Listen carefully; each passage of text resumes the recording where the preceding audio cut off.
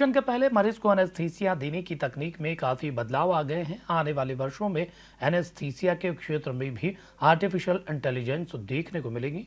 इन सभी विषयों पर हमारे संवाददाता प्रवीण सावंत ने मुंबई से आई ख्यात एनेस्थेटिस्ट डॉक्टर इंद्राणी जी से विशेष चर्चा की। मरीज जैसे ही ऑपरेशन थिएटर पर पहुंचता है घबराया हुआ रहता है, लेकिन डॉक्टर जब उपचार या उसका सर्जरी की तैयारी करते हैं उस दौरान एनेस्थेटिस्ट जो है उसको कहीं ना कहीं एकदम कूल करता है। इस समय हमारे साथ देश की ख्यात एनेस्थेटिस्ट मौजूद हैं। मैम, हम सबसे पहले जानना चाहेंगे कि कितने बदलाव आप देख रहे हैं एनेस्थेटिस्ट फील्ड में।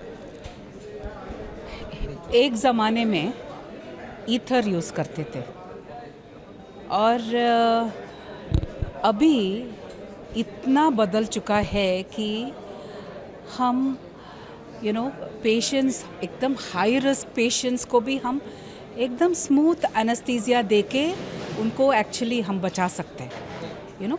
उतना बदलाव आया है हमारा ड्रग्स पे मॉनिटरिंग, मतलब post operative care, critical care, सब में इतना बदलाव आया है कि अभी एनेस्थीसिया बहुत सेफ है, बहुत सेफ है। पहले आपने बताया कि पेशेंट घबरा हुआ रहते हैं, तो आजकल हम पेशेंट को थिएटर के अंदर लाने के पहले हम उनका नर्व स्मूथ करने को हम कुछ ड्रग्स देते हैं, तो जैसा आप अंदर आते हैं तो पेशेंट्स को इतना घबराहट नहीं रहता है कि थोड़ा थोड़ा नींद आता रहता है। और ये घबराहट पहले डॉक्टरों में भी रहती थी, क्योंकि उसको कहीं ना कहीं इस बात का डर रहता था कि डोज अगर कहीं थोड़ा बहुत इधर उधर हो गया, पहले उनमें भी घबराहट रहती थी। अब क्या स्थिति है? नहीं, ऐसा नहीं है।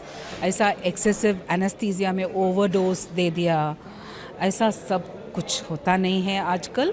और अभी हमारा स्टैंडर्ड ऑफ केयर है, अभी ड्रग्स कितना देना है, क्या मॉनिटर करना है, और ड्रग्स जो अभी है इतना सेफ है कि क्या बोलूं, इतना सेफ है कि कुछ पेशेंट्स को एनेस्थीसिया के वजह से कॉम्प्लिकेशन नहीं आता है ज़्यादा।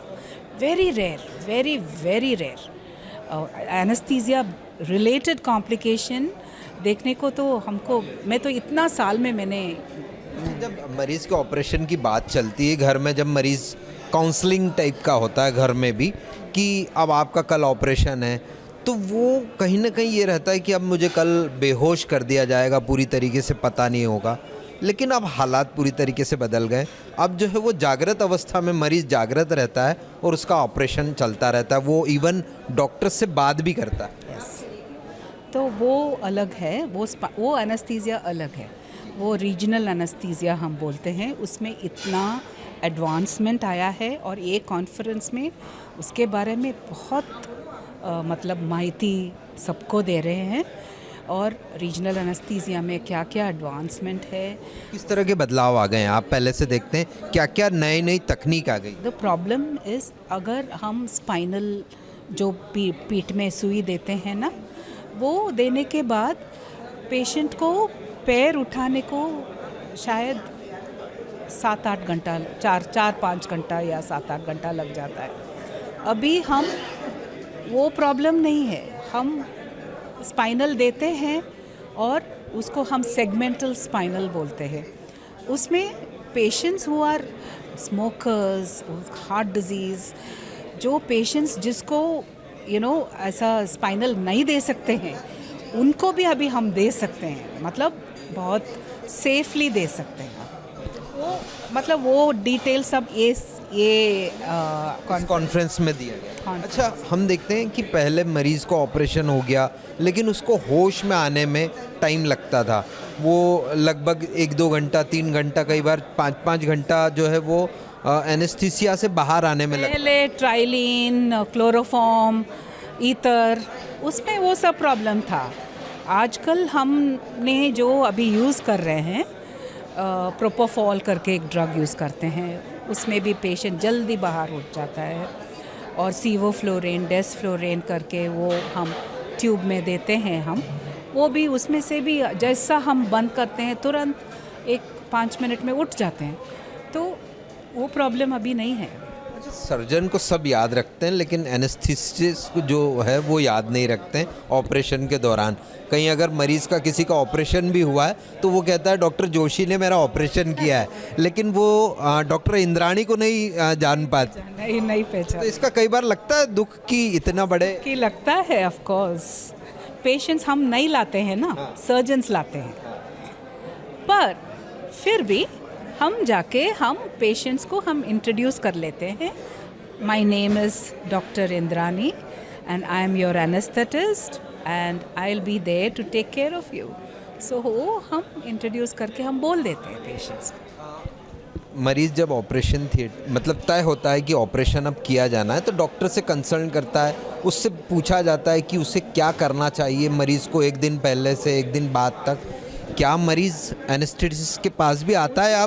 अब आते हैं कि अब मुझे क्या करना है? नहीं क्वेश्चंस पूछते हैं, बहुत लोग पूछते हैं। क्या करना चाहिए, मतलब ऑपरेशन के पहले किस तरह की स्थिति होना चाहिए मरीज़ की कि वो उन सब चीज़ों को झेल सके? मतलब जब ऑपरेशन के लिए वो तैयार होता है तो एनेस्थीसिया जब दिया जाता है उसको, तो उस दौरान किस तरह की तैयारी, मतलब अपने आप को किस तरह से रखना है, कितना कूल रखना है, ये सारी चीज़ें भी बात करते हैं। नहीं, हम pre operative rounds, pre operative हम असेस करते हैं ना, तभी पूरा हम वो सब करते हैं। तो पेशेंट्स को माहित रहता है, मतलब उनको मालूम रहता है क्या एक्सपेक्ट करना है, सब कुछ उनको मालूम रहता है। अब और भी नए बदलाव आ रहे हैं, आपको ऐसा लगता है कि हम विदेशों से कहीं कम हैं?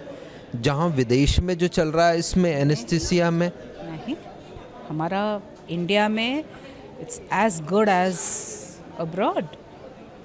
हमारा पास वही मॉनिटर्स है, वही एनेस्थीसिया वर्क स्टेशन है, वही ड्रग्स है, सब कुछ। कई बार ड्रग को लेकर अभी what do you call artificial intelligence बहुत बड़ी तरह से आ रहा है।